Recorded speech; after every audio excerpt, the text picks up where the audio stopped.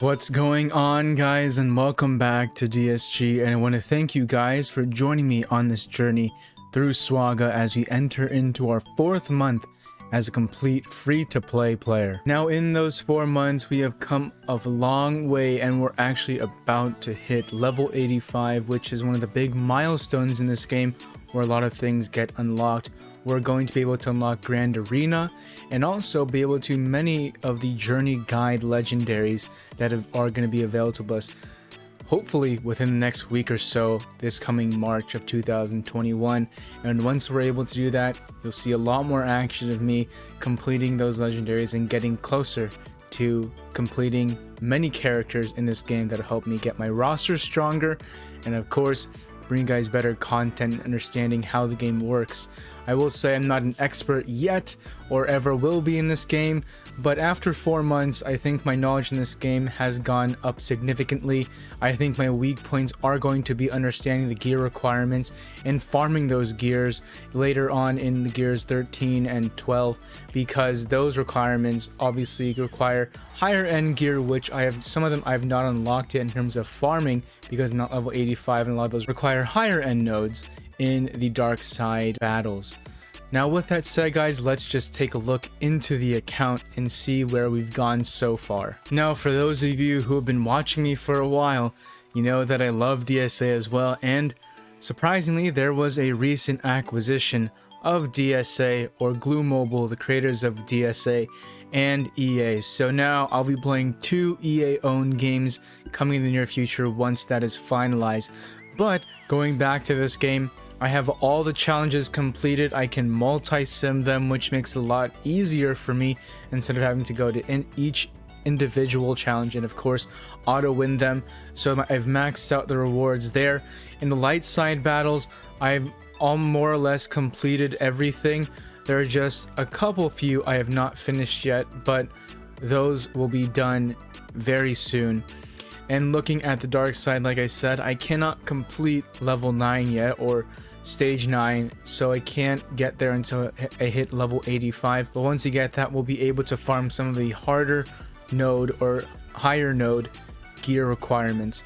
Now, looking at the guilds, like I said before, and actually just a little shout out to my guild, if you guys are more experienced and are looking for a new club, or maybe just want to take a more relaxed fit to the game, you're more than welcome to join us at Guardians of the Galaxy. This is actually part of our DSA family in our DSA collective, where we actually have 6 DSA clubs. We decided that more of the veteran players of Swgoh who kind of took a step back from that game, or maybe had clubs that weren't as active, they wanted to come and join fellow players in our collective for DSA and just have some fun knowing that they're playing 2 games with other people. So maybe if you are an older guild person, or a person who's been playing the game for a while and you're looking maybe for a casual club, this is the perfect fit for you guys, and you can come over and we try and do as many raids as we can.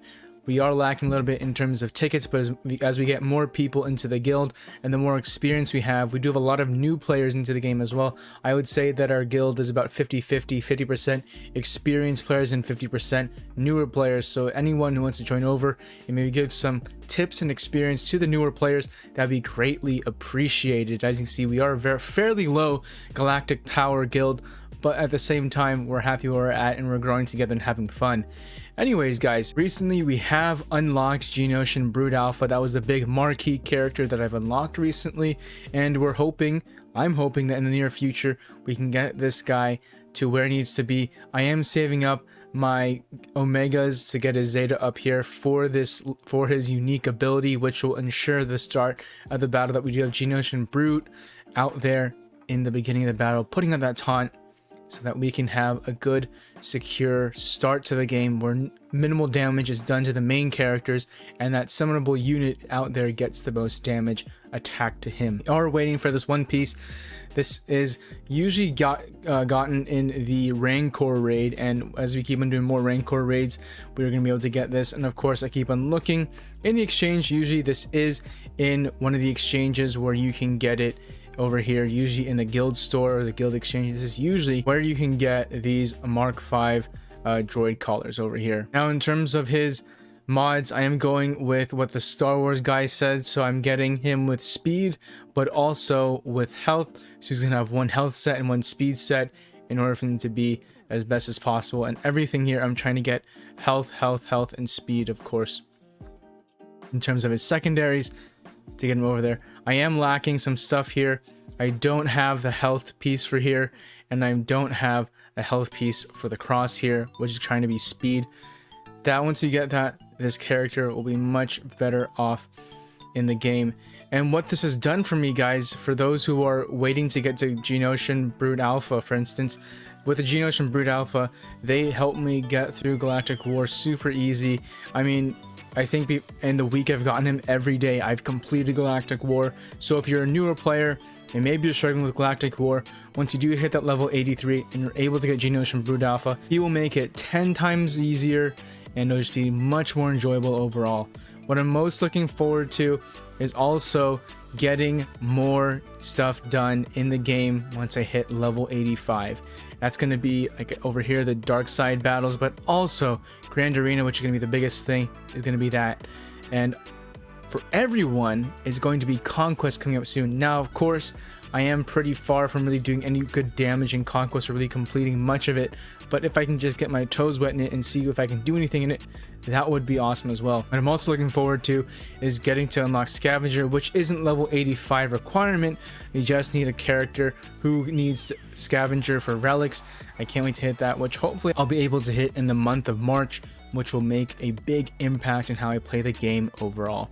And also in ships, I'm hoping that I'm going to be able to really climb in ships. I've neglected ships a lot, and I kind of regret that because I kind of got lost. Once I finished my Geonosian ships, I didn't know exactly where to go, and I hadn't finalized which Galactic Legend I wanted to go for.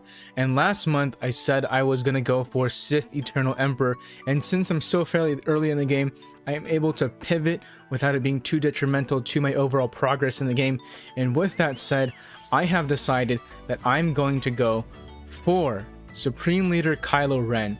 Now, the reason why I'm going for Supreme Leader Kylo Ren, and this might be helpful for newer players who maybe are in a lower guild, the reason why I'm going for him is because for the mere fact that he's going to be able to help my guild out a lot with the Sith Triumphant Raid. We do have, I believe, 1 or 2 people with Supreme Leader Kylo Ren, but I just want to be able to help contribute to my guild in case, let's just say, someone leaves or someone stops playing. I always want to be there to be able to help out. And I know there are clubs who are able to sim a lot of these raids, but since we are a newer guild and we're just doing it more casually and for fun, we do have to do a lot of these raids, which is good for the newer people because they get to actually experience these raids and just have some fun in the game as if they were a player who's been here forever. So that's going to be the main account and looking where we're at. In terms of my characters for Supreme Leader Kylo Ren, I do have a lot of the First Order farmed to a portion at least. I have Captain Phasma farmed completely. I have First Order Officer farmed completely. The reason why I have not activated them is because I don't want to fluff up my galactic power, because I know if you fluff up your galactic power, it's going to really screw you up in Grand Arena. So that's why I'm waiting and holding off to activate these guys until I can really get them geared up and whatnot. So that's why my recommendation for you guys who are newer is to hold off on activating these guys until you can really get them going.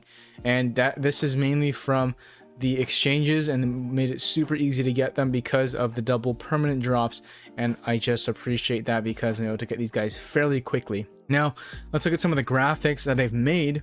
So looking over here, we have the road to SLKR. Now this is going to be 3 different graphics, but I did forget to make the ship one. But as you can see, I've marked down every single character here and where they're at in my farming, and where they are level wise, where they are star wise, where they are gear wise, and where they are relic wise. At some point someone's gonna need relics, so that's why I also have that relic section over there. I believe all of them are gonna need some type of relicking in order to get Supreme Leader Kylo Ren, and that's why I have that section over there. But looking at these other sections here, gear is going to be important to keep track of, star level is going to be important to keep track of, and level, obviously once you hit level 85, that's kind of important to keep track of as well. But gear wise, it's going to help. I think that's the most important column here because it's going to help you guys see the true progress of these characters and where they're at moving forward. Now As you can see, the 3 different ones, I'm just going to be going back and forth with them, and so you guys are able to see where I'm at and getting these guys to where they need to be. Now this is going to be a very long-term project, and with it being the end of February, and I'm really starting to focus on this guy and hitting level 85 soon enough, this is going to be a longer term project, of course, as well as finishing off those that Geonosian team in order for me to at least have one strong team. I'll be able to complete those guys, and once I'm done farming Geonosian Brood Alpha, I'll be able to focus more on the Supreme Little Kylo Ren team. Now I am almost done with Geonosians. That means farming wise pretty much done except for Geonosian Brood Alpha, and that's going to be my current focused farm in Cantina battles. Currently in the hard node battles, I am farming Sith Trooper and I am farming General Hux in order to get those guys ready for when I need them, but those 2 are my main hard node farms, and once those are done, I'll be able to move on to characters such as Veteran Smuggler Han Solo and some other of the First Order characters that are going to be needed for that run later on. So I'm really looking forward to him. Like I said earlier, he's going to be helping me a lot in order to help my guild with SLKR, and if eventually my guild does fold, which is totally possible, at least I'll be able to say that I do have something to contribute to another club moving forward. And also I know he's going to be helpful in GAC and other parts of the game. He'll be able to help me out there as well, and even Squad Arena, so I'm looking forward to that coming in the near future. At 4 months, guys, I'm really happy with my progress. I didn't think it would get me to where I am at this point in the game, at level nearly level 85. In DSA, it took me 6 months to get maxed out in level. Of course, the games are different and the way they're set up are different, so that could be the reason why.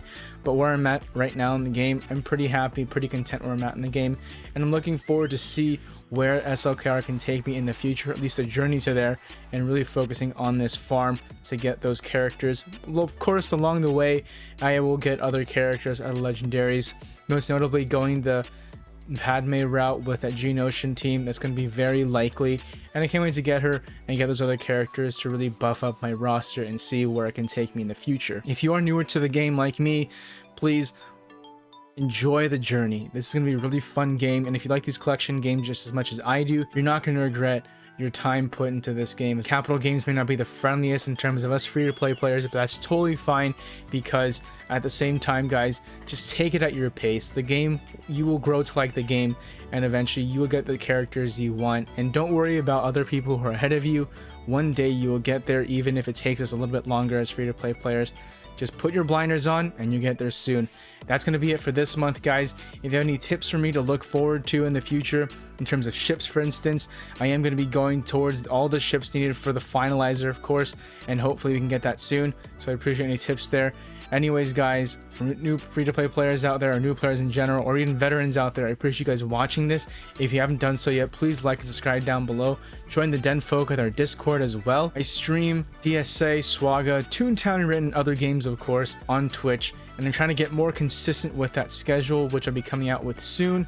Anyways, guys, thank you so much for watching, and I appreciate your time. I'll see you guys in the next video. Have a good one, guys.